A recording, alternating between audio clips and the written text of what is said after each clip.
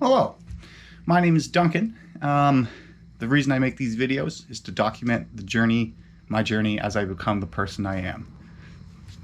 Part of that process is figuring out what to say at the beginning of the video in order to give context to a person who has never seen me before. Today, only 80 dials. Again, no book demos. Had one that was like, he was interested, wanted to get more information, liked the opener, was driving in his car, so didn't have a calendar, so then couldn't book it, but he like assured me like, I'm not just trying to get rid of you with the email sort of thing. So then that potentially is just, I need to follow up next week to get. And I feel rather calm, or like feel okay, even though I didn't book a demo, because I hosted one. The conversation went well. Didn't get to any sort of a pitch or anything, but I didn't, because like if it was a 35-minute phone call, I was talking maybe 20% of the time, just asking questions, learning more, and like I won't share any of that information just because it is more personal. Well, not more personal, but just like I feel like that crosses a boundary between what you can and can't talk about. But I will just say the call went good. The outcome was, because what he then went, because we were talking about, hold on, I'm trying to think through what is appropriate to share. There's different programs that you can pick, and that changes the number of clients you get. When I said that there was a tier that had 100 clients that came per month, I then said that like that one normally is for if you have a team of people that you can like call, like it's a lot of work. And then he went, oh, I have a colleague who actually might be interested in this, like let me get in touch with him. So then the next part of the scripts goes like, this is where you do the pitch and you explain the program and really sell, and then to the close where you actually get them on board. But like my thought was going like until I know they're gonna say yes, I'm not gonna make the offer. And not until I've trapped them, but until I figured out they're gonna benefit from the program, they feel that they are interested in the program. At that point, it's like, okay, like which one do you think actually makes most sense for you? But so at the end of the call, he was going like I'll get in touch with my colleague, not gonna say the name, my colleague, call him on Monday, maybe Monday afternoon, give you a call, that being me, to let you know whether or not I was successful in it. And then we have a follow-up meeting scheduled for next Tuesday at the same time as today, where the colleague will be on the call. And so it's good that I didn't go through a pitch or try to sell her going like, let's get you on the program today, because at this stage in the conversation, a decision can't be made. Which program are you going with? If the top program, higher program,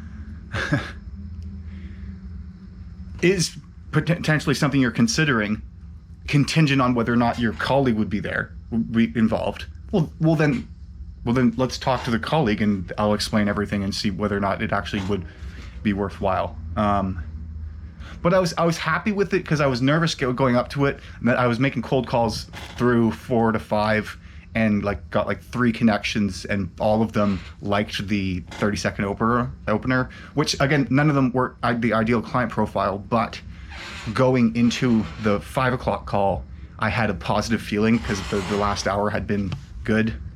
What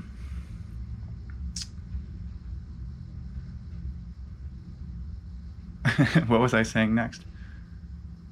But then I'm happy that I felt comfortable in the conversation. It felt natural. And it's interesting because there's parts of the script that, like, the script's a great framework to use for the conversation. There's some word vomit areas that I go, I don't know whether that necessarily sounds like me, or like when is an appropriate time to do that. But I guess that all comes in learning the style you have. My approach, I want it to be as much more, I'm asking questions to get them to make a decision as to whether or not this program is useful for them and they're interested in using this program. I don't want to convince it, because one of the things that I was thinking that I could say right at the end to really, the final close would be something like, okay, before you go through with this purchase, do you feel like this is a decision you're making, or have I pressured you into joining this? And the reason I would want to ask that is to, number one, figure out if they are the one making the decision. Because if I've pressured it, then I'd say like, okay, let's not move forward right yet. Let's wait a couple days to really think through whether or not you would be doing this.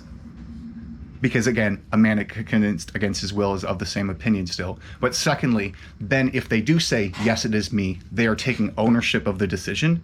And I feel like psychologically speaking, a program that you need to do work in order to have benefit from it, if you feel it is your decision, you are more likely to do that work, and less likely to blame the program if the work isn't being done and therefore isn't succeeding. Which again, the point is to, like, the conversation I have with them to get them on the program should be approached with the mentality of, how do I get this person to stay with the program for 2 years?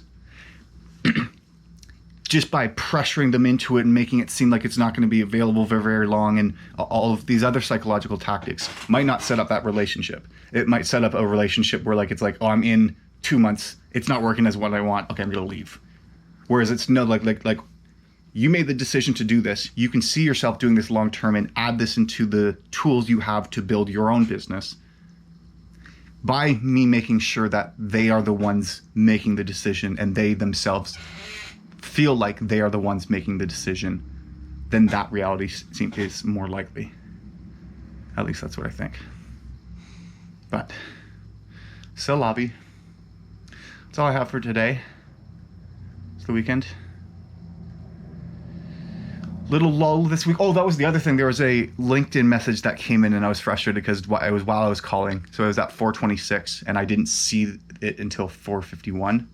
So then I was slow. He saw my reply, but he hasn't replied to the reply I replied with, which was a link to the questions. I'll just follow up next week being like, hey, did you check it out? What did you think? But yeah, I'll see you in the next one.